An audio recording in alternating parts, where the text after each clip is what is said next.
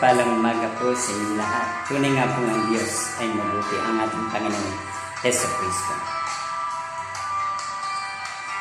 Si Kristo lamang ang katugunan.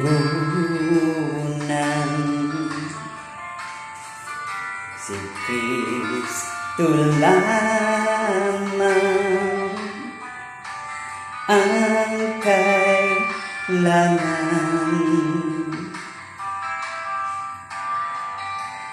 tagapagligtas at manggagamot.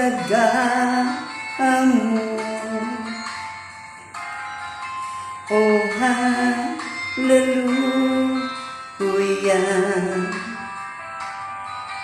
siya lamang. Si Kristo lamang ang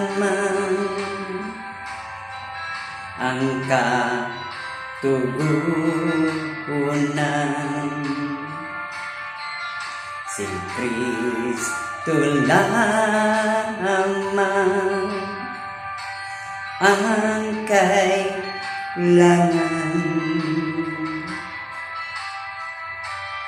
tagapagligtas at manggagamot.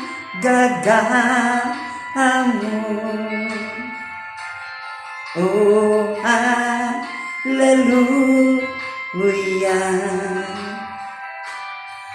siya lamang. Si Kristo lamang ang katugunan.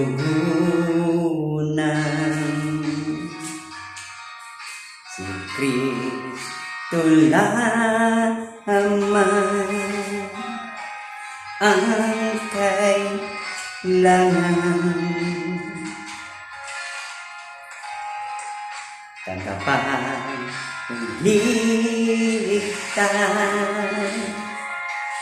at manggagamot.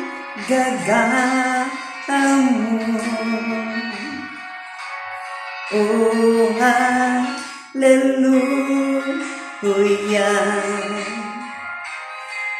siya lamang. Purihin natin ang Diyos. Inialay ko,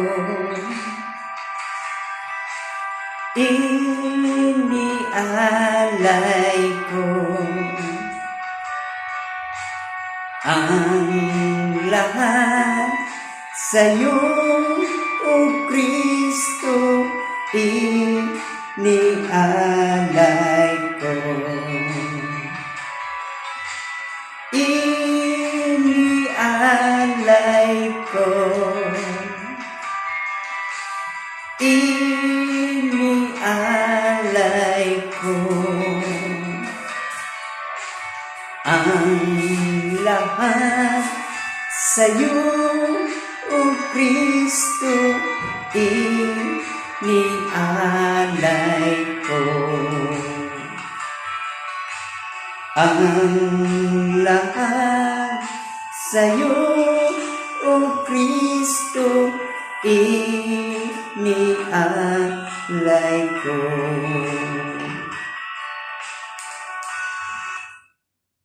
Purihin ng Diyos ang ating Panginoong Heso Kristo, sapagkat sa Kanya nagmumula ang kaligtasan ng bawat isa, ang gabay at patnubay ng bawat isa, at ang pagpapala sa bawat isa.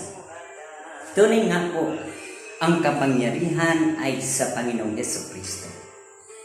Ang kapangyarihan o autoridad ay sa Kanya po nagmumula. Kung kaya't patuloy na gumagawa ang banal na Espiritu, ang Diyos Holy Spirit, ay gumagawa po para sa kabubuti natin. Sapagkat ang Panginoong Hesus, kapag siya po ay nagsalita, ito po ay hindi niya sisirain at hindi niya po ito babawiin. Sapagkat ito'y ipinangako niya, ang kanyang mga pangako na nababasa natin, naririnig natin sa banal na kasulatan at naririnig natin sa mga nangangaral. Dear brothers and sisters, tunay nga po ang Diyos ay mabuti ang ating Panginoong Kristo, sapagkat muli ay tinuturo po sa atin ang kagandahan ng kanyang mga salita. Kung bakit sa kapanahon ito ay mayroon pong mga pandemic o kalamidad, sapagkat ang tao ay tinuturuan ng Panginoon na magpakumbaba upang ang bayan natin ay hindi salantay. Kung kaya tayo po ay magsumamo sa ating Panginoong Yesus upang huwag tayong malagay sa mga sitwasyon na tayo po ay magkakaroon ng malaking problema. Dear brothers and sisters, narito po ang mabuting balita ayon sa Matthew chapter 7 verse 28. Ang kapangyarihan ni Jesus. Nang masabi na ni Jesus ang mga pananalitang ito, ang mga tao'y namangha sapagkat nagturo siya na parang isang may kapangyarihan at hindi tulad ng mga eskriba. Dear brothers and sisters, ang Diyos po, ang ating Panginoong Jesucristo, ay gumagawa po ng mga himala noon, ngayon, at magpakailanman. At ipinakikita po ng Diyos na kung bakit siya po nakagagawa ng himala. Ang protection and guidance, nakagagawa po siya ng liwanag para sa atin, nakagagawa po siya ng kalusugan para sa ating physical na katawan, nakagagawa po siya ng pasaganain tayo sa ating pangangailangan. Dear brothers and sisters, binibigyan din niya tayo ng successful life. At ito po ay isang buhay na ganap at kasiyasiya. Kung bakit karamihan ay hindi po natin nakakamtan. Kung bakit po ang buhay natin po ay minsan ay nagiging kawawa. Sapagkat dito po ay hindi natin nakikita kung ano po ang kalooban ng Diyos sa buhay natin. Kaya ang nais ko lamang po na masabi po sa inyo na kailangan sundin natin o gawin natin ang kalooban ng Diyos. At sundin natin ang kanyang mga batas, sundin po natin ang kanyang mga utos, ang kanyang mga alituntunin upang tayo po ay humaba ang buhay dito sa daigdig. Dear brothers and sisters, ipinakikita po ng Diyos sa pamamagitan po ng isang may ketong. At ito po ay nabasa natin sa Matthew chapter 8 verse 1. Na ang sabi po, isang may ketong po ang bumaba ng bundok.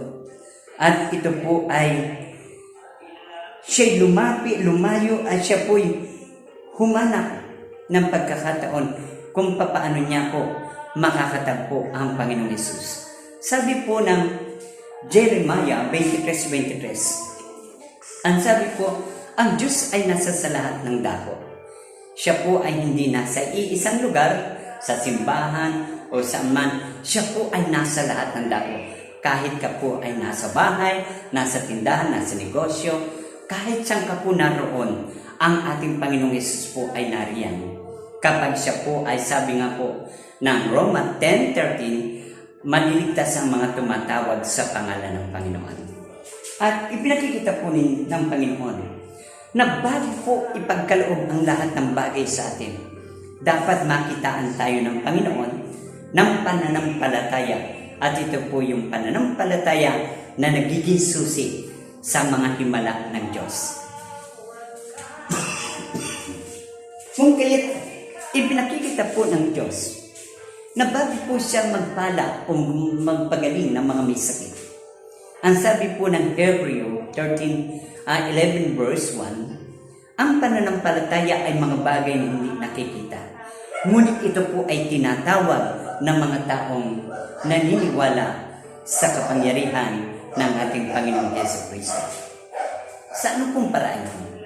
Ibig sabihin, tayo po ay may pananalig na kahit imposible po ang mga bagay na hinihingi natin, tayo naniniwala na tayo po ay tutugunin ng ating Panginoong Jesucristo.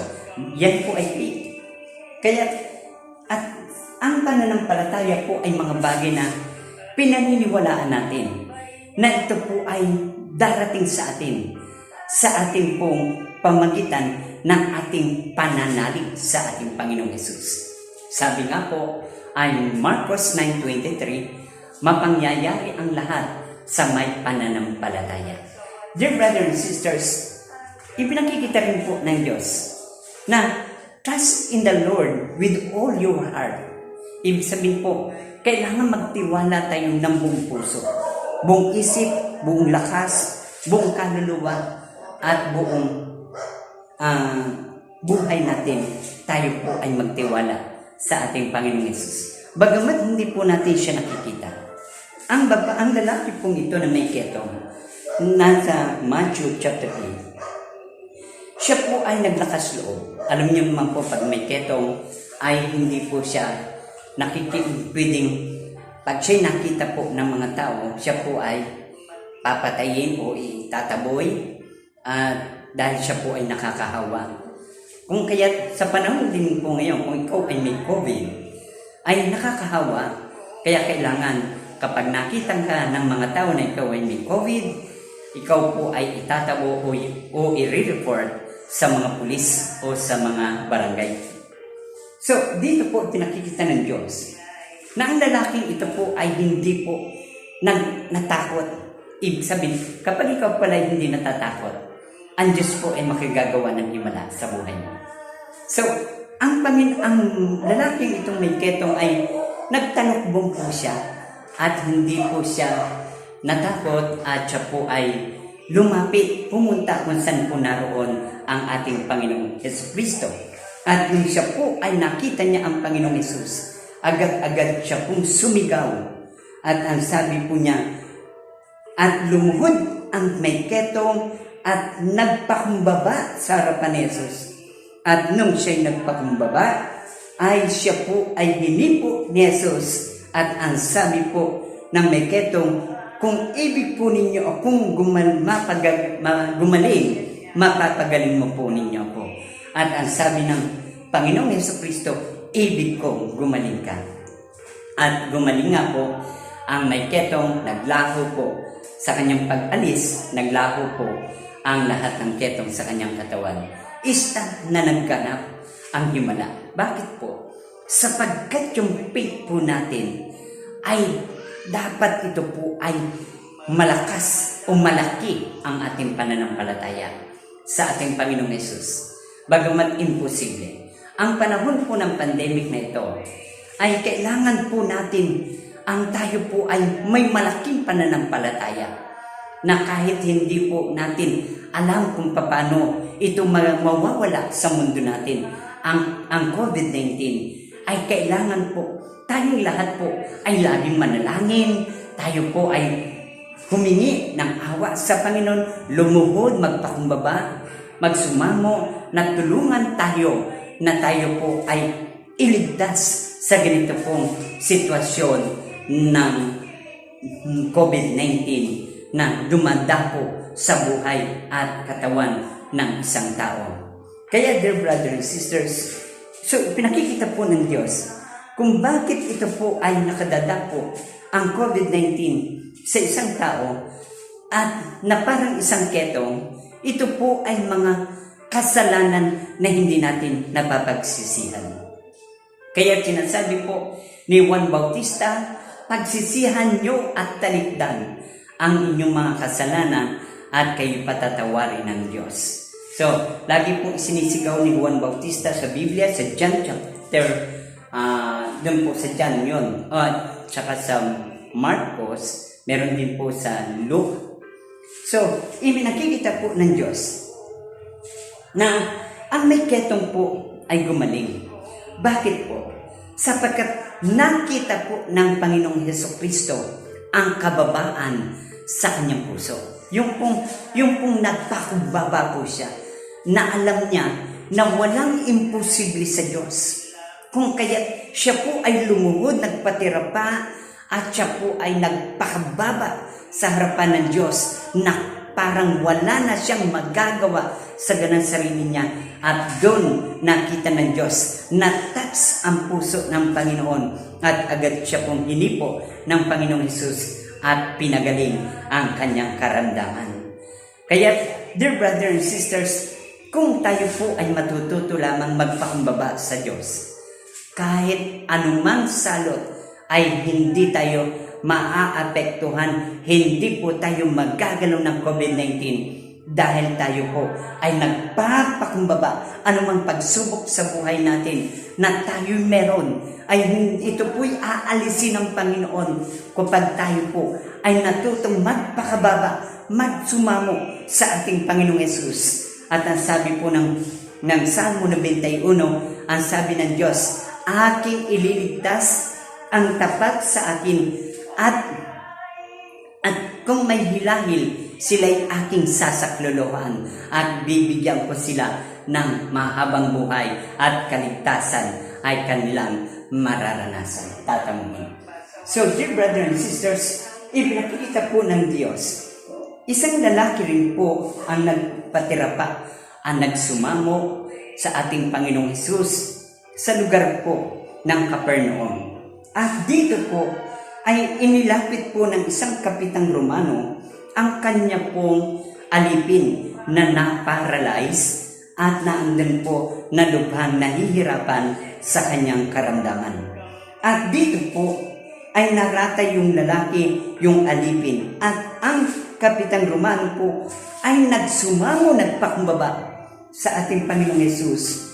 At sabi po niya, ng Panginoong Hesus, paparoon ako at pagagalingin siya. Ngunit sabi ng Kapitan Romano, wag na po, sapagkat hindi siya karapat-dapat na siya po ay puntahan ang kanyang tahanan ng Panginoong Hesus. Ngunit, ang sabi ng Kapitan Romano, ako'y nasa ilalim ng nakatataas na pinuno, at ako man ay may nasasakupang mga kawal na, at ang sabi po dito ng Kapitang Romano ay at kung sabihin ko sa aking mga kawal, humayo ka, at siya po'y humahayo. At sabi ng halika, at lumalapit siya, ang kawal ng Kapitang Romano. At sabi, gawin mo ito, at ginagawa po ng kawal ng Kapitan Romano, sapagkat ito po ay isang sundalo. At dito po ipinakikita na manghapo ang Panginoong Hesus. Kaya ang sabi ng Kapitan Romano, sabihin mo lamang po na siya po ay gagaling at siya po ay gagaling. At sabi ng Panginoong Hesus, mangyari ang hinihiling ninyo ayon sa inyong pananalig. Tingnan ninyo po. Ang pananalig po, na kapag tayo po sa panahon ngayon, ay hindi po natin nakikita ang Panginoong Hesus. But, in times of trouble, always pray. At pinakikita po dito, prayer hard. Sabi nga po, na kapag nagpe-pray tayo sa panahon ito, tayo po'y nagpapakababa sa harapan ng Panginoon, ay dito mo po makikita ang kapangyarihan ng ating Panginoong Hesus. Ito po ay isang atmosphere na mararamdaman mo na ang COVID-19 po ay hindi po tatama sa iyo sapagkat ikaw ay hard na nagpe-pray sa Diyos, sa ating Panginoong Hesus. Bakit po? Sapagkat ang Panginoon na kapag tumutugon, nagpaparamdam po siya sa pamagitan ng isang atmosphere. Ito po'y parang hangin na dada po sa iyo po at babalutin ka ng kanyang kapangyarihan. At ikaw po ay hindi tatalaban o tatamaan ng COVID-19 maging ang iyong buong pamilya. Because dahil nagpipray tayo ng heart, at sabi nga po na kapag ikaw nagpipray, ito daw po ay kapangyarihan ng mga taong sumasampalataya sa ating Panginoong Hesus na kapag ikaw nagpipray, ito po ay may pananampalataya. Na kapag ikaw po ay nagsabi sa Panginoon, Panginoon, ingatan mo po ako, iligtas mo po ako at ang aking pamilya, i-covering mo po kami ng banal niyong dugo. At ako po'y sumasampalataya na hindi ko kayang gawin, ay kaya niyo pong gawin. Panginoon, ako po ay nagpapakumbaba at nagsusumamo. Yan po, hindi ka po pababayaan ng ating Panginoon Jesucristo. At makakamtan mo po ang kaligtasan na mula sa Kanya. Praise God! Hallelujah! Dear brothers and sisters, ito po ang isa pong dapat ang attitude natin sa ating pananalangin. Na kapag tayo po ay nagpapray sa ating Panginoong Jesus upang kumilos ang kapangyarihan ng ating Panginoong Jesucristo by faith, ay kailangan po ipakita natin sa ating Panginoon sa pamagitan ng ating pagsasalita sa Kanya na mayroong pagsusumamo na parang ginawa po ng isang may ketong. Siya po ay nagpakumbaba. At sabi nga po, maliit man o malaki ang iyong hinihingi, ayan po'y kailangan pa rin ang pagpapakumbaba na may pananampalataya sa ating Panginoong Jesus at hindi ka po bibiguin ng ating Panginoong Jesus Kristo. At dito po pinakikita, kailangan po ang attitude natin, tayo po ay mapagmahal. Ibig sabihin, wala pa man tayong pagsubok, tayo po ay natututo ng magmahal sa ating Panginoong Jesucristo. Siya po pinipraise natin, siya po ay ating sinasamba, siya po ay ating pinupuri, siya po ay ating pinararangalan sa araw-araw sa bawat ating pananalita sa lahat ng tao na kapag tayo may nakakausap, kailangan ikaw ay mapagpakumbaba, ikaw po ay mahinahon, ikaw po ay naandun po yung iyong pinakikita mo po na ikaw ay anak ng Diyos. So, nakikita po natin ang pag-ibig sa ating kapwa. So pinakikita, look, kailangan nakikitaan tayo ng magandang asal at hindi tayo po nakikitang na tayo'y magaspang ang ating ugali. Hindi po tayo nakikitaan ng tao na tayo po ay suplado o suplada, kundi tayo po ay marunong magpakumbaba at marunong ngumiti at hindi po tayo nagmamataas o nagmamalaki. Dear brothers and sisters, kung bakit nagiging failure ang mga tao, ang bawat isa sa ating mga sitwasyon sa buhay na may pangarap tayo ay hindi natin makamtan, hindi natin maabot ang ating mga pangarap. Bakit po? Sapagkat yung ating paglalakad, sa bawat ating paglalakad, tayo po ba ay sumasampalataya na habang tayo naglalakad, tayo ba'y nananalangin sa mga taong ating nadadaanan o yung mga tahanan o namumuhay ng mga tao sa lugar na ating dinadaanan, ipinapanalangin po ba natin na silang matutong lumagpakumbaba sa ating Diyos at makakilala sila sa ating Panginoong Jesucristo? Kailangan po ipanalangin natin sila. At kapag tayo po ay may nakakausap na tao, ay naipopromote po ba natin ang ating Panginoong Jesus? Ganyan po ang may pananampalataya na ikikwento po natin. At kailangan po kapag tayo nagpipray at tayo po ay na saan man tayo naroon, saan man tayo pumaroon, kailangan ang ating Panginoong Jesucristo ay naisettle natin sa mga puso ng mga taong napapagkwentuhan natin ng Word of God o ng salita ng Diyos. Kaya mga kapatid ko, ang lalo na po sa mga may depression o nai-stress o may karamdaman, mga tao pong punong-puno ng problema, mga taong hindi na po alam, wala ng pag-asa, kailangan po na ikikwento natin po ang Panginoon. At alam niyo po, na kapag nagagawa po natin yan, titiyakin ko po sa inyo na ang sabi ng Exodus 23:25, kung buong puso niyo ang paglilingkuran ay pasasaganain ko kayo sa inumin, pasasaganain ko kayo sa pagkain, at ilalayo ko kayo sa karamdaman, at bibigyan ko pa kayo ng mahabang buhay. Yan po ang panlaban natin sa pandemic na ito, na tayo po ay laging magpakumbaba sa ating Panginoong Hesus na may pananampalataya, bagamat hindi natin siya nakikita. Ang kanyang mga salita po, ang kanyang mga pangako ay ating pong panghawakan, ating pong ilagay. Punuin po natin ang ating puso ng kanyang mga pangako at ng mga salita niya.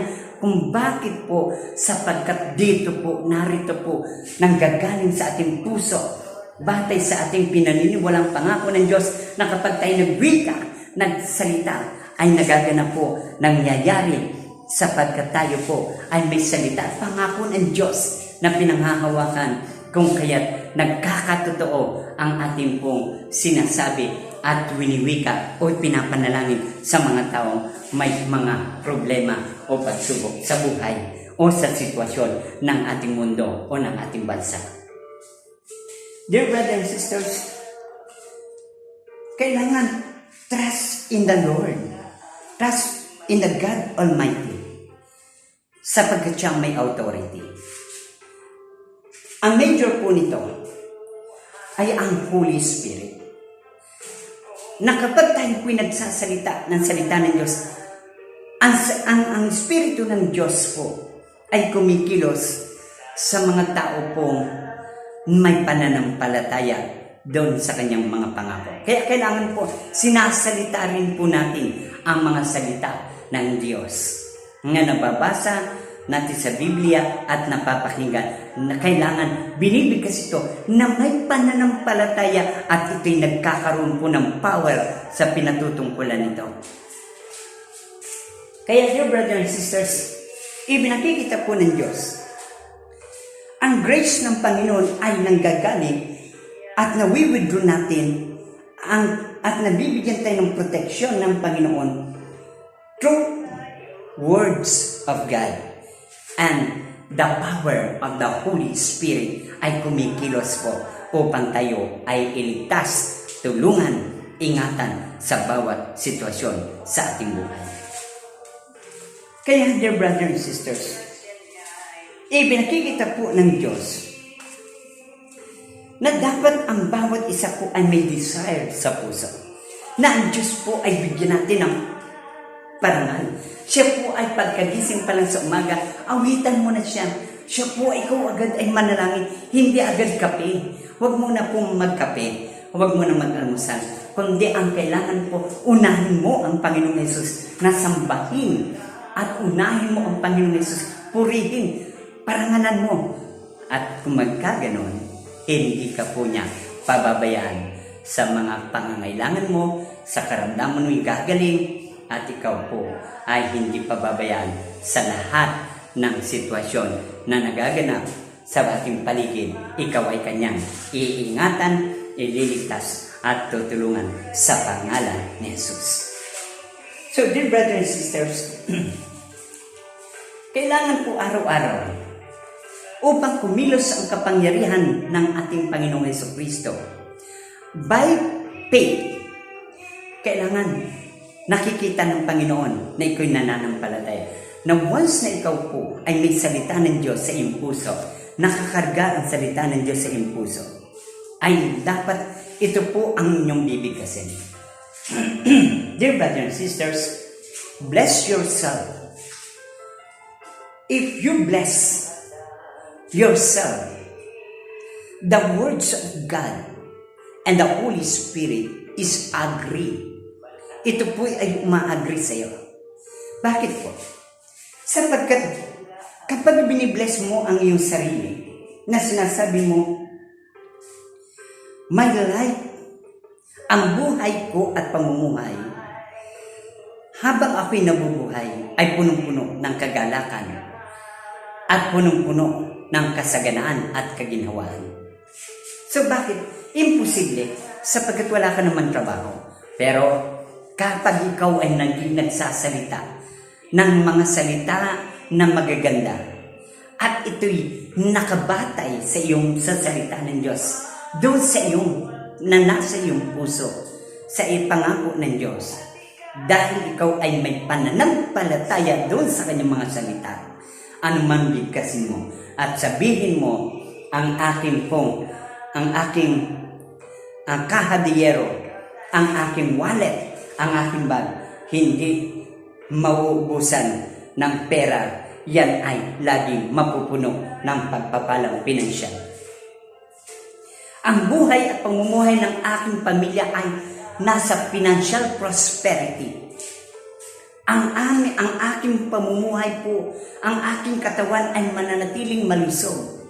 I'm healthy, I'm wealthy, I'm prosperity, I'm protection, I have a wisdom, I'm successful life. Why? Dahil ang salita ng Diyos po ay nasa iyong puso. Sapagkat sabi po ng Jeremiah 1:12, binabantayan ko ang aking mga salita upang matupad ang aking mga panukala. Ano po yung panukala? Yung po yung mga plano o yung mga pangarap ng Diyos na gustong mangyari sa buhay mo. At ito po ay binibigkas mo na kung anong gusto mong mangyari sa buhay mo, bigkasin mo araw-araw. At ito po'y mangyayari at magaganap. Sapagkat ang salita ng Diyos po ay hindi sinisira ng Panginoon sa atin. Ang kanyang mga pangako ay hindi niya binabawi. Sapagkat sabi nga po ng Panginoon, hindi ako Diyos na sinungaling. At ang sabi ng Panginoon ay lahat ng kanyang sinasabi, ang kanyang mga pinangako ay ito'y kanyang tutuparin. Ito'y kanyang isasagawa sapagkat ikaw ay nabubuhay sa pananampalataya sa Kanya bagamat hindi mo siya nakikita at ang kanyang mga salita ay nananahan sa iyong puso. So nakikita po ng Diyos, bless yourself. Sabihin mo pag ikaw'y may sakit, lagi mo sinasabi, I'm healed. By your stripe, I'm healed. Sa iyong banal na dugo, ako'y protektado mo. Sa iyo po, Panginoon, sa iyo po mga sugat, ako po ay gagaling at gagaling paulit-ulit. So, nakikita po, na kapag ang salita ng Diyos po hawak mo, halimbawa po, itong Biblia, na kapag ito po isinasalita mo, pag binuksan mo po siyang ganyan, magsalita ka na po ng mga positibong ibig mong mangyari. Bakit? Sapagkat ang kanyang mga pangako at ang kanyang mga salita ay ipinapasok mo po sa iyong puso. At ito po ay nabibigkas sa iyong bibig kahit wala ito. So, ibig sabihin po, nakikita natin na araw-araw, pagkagising pa lang sa umaga, hawak mo na ang Biblia bago hindi ang kape. Kundi, hawak mo ang Biblia, Lord, sa iyong mga salita na ito, sa pamagitan ng Biblia, ako'y giginhawa, uunlad sa buhay. Ang lahat ng mga pagsubok sa buhay ko ay mawawala at sila po ay aalis sa buhay at sa buhay ng pamilya ko. At ang salita mo po, Panginoon, ang iyong mga pangako sa Biblia, ako'y sumasampalataya na ito ang magpapaganda ng aking kinabukasan at ng aking mga anak at ng aking mga apo at ng aking mga mahal sa buhay. Ang salita mo rin po, Panginoon, ang siyang magpapagaling sa lahat ng mga may karamdaman sa pangalan ni Jesus. Itinataas po yan. At Lord, maraming pong salamat sa iyong mga salita na aking pong kapit sapagkat ako'y sumasampalataya na ito na ang susi ng tagumpay ng aking buhay, ang aking karamdaman gagaling, ang kahirapan ko'y giginhawa ako at sasagana, ang aking pagsubok, ang aking pong ang kaguluhan ay magkakaroon ng kapayapaan, ang hindi pagkakaayos ng aking pamilya ay ma-restore at lahat ng problema sa mundong ito, sa Pilipinas, sa mundong ito ay ma-restore. Wala, patay na ang COVID sa pamagitan ng salita ng Diyos. At sa pamagitan nito, Panginoon, maraming pong salamat sa pangalan ni Jesus. Amen. Kita niyo po, na kapag ang salita po ng Diyos ay lagi nating kapit. Hindi tayo pababayaan ng Diyos. Sapagkat siya daw po ay hindi nagsisinungaling. Hindi kagaya ng tao.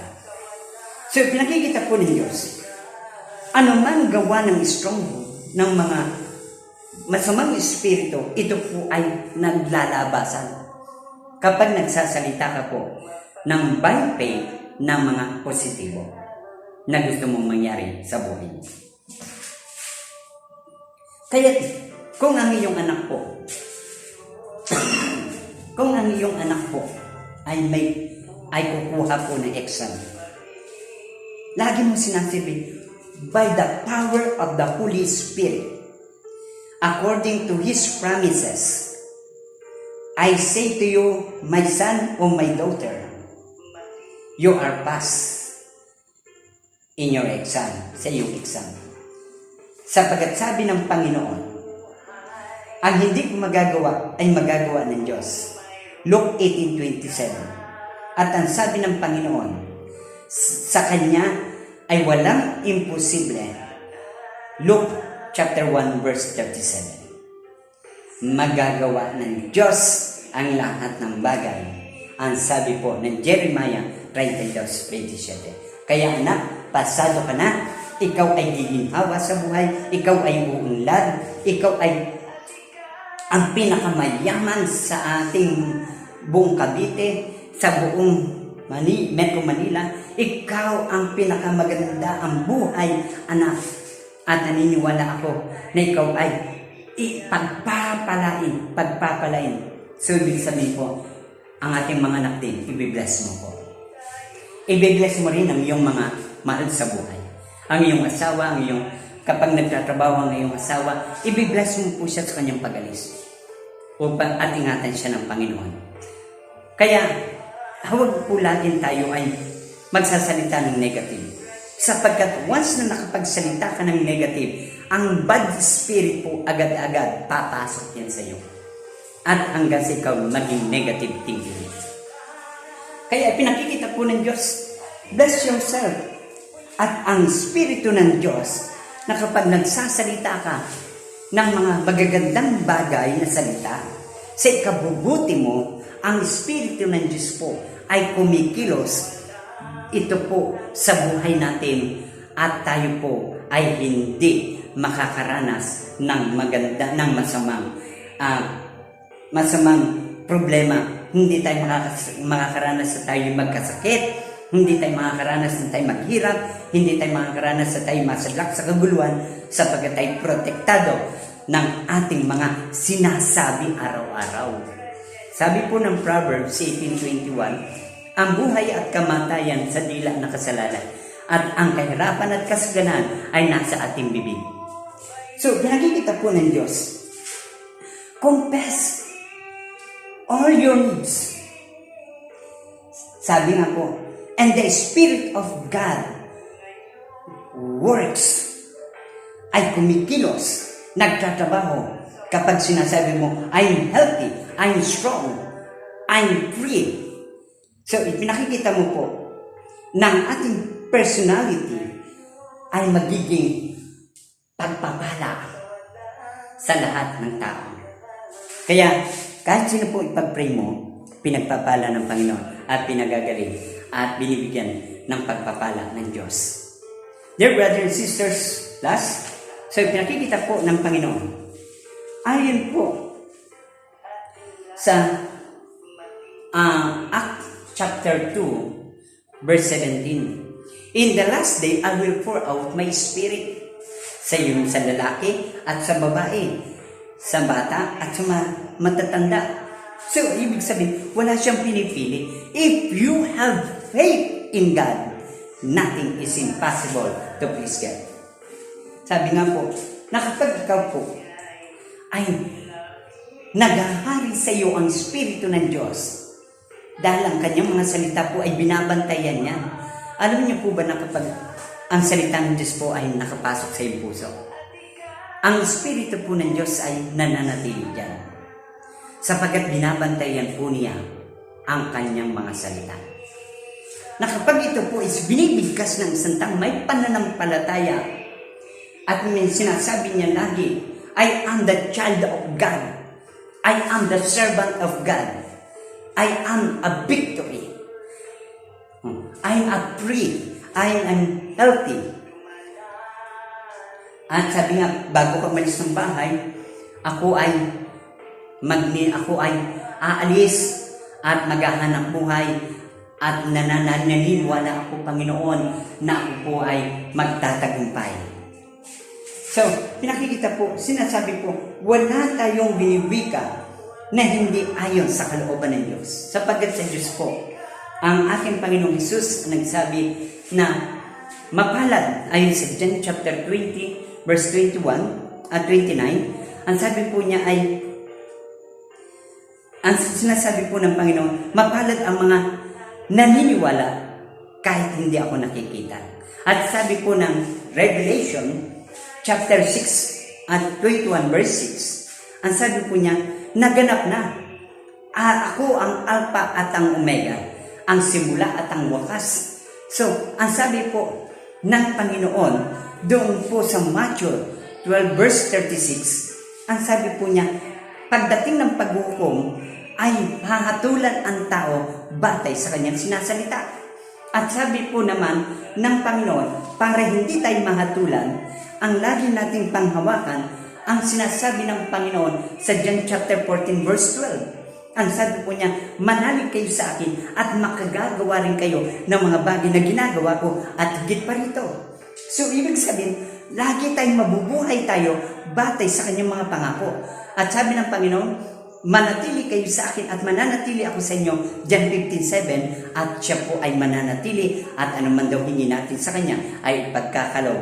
Batay rin po sa John chapter 14 verse 14, ang sabi po ng Panginoon ay gagawin niya anuman ang hilingin nyo sa pangalan niya. Dear brothers and sisters, maraming po salamat muli. Ay binabalik ko ang papuri, parangal at taus-pusong pasasalamat sa ating Panginoong Hesus sa kanyang mga pangako at salita na kanya pong ipinatid sa akin. Pagpalain po kayo ng Panginoon sa pangalan ni Jesus. Amen. God bless you.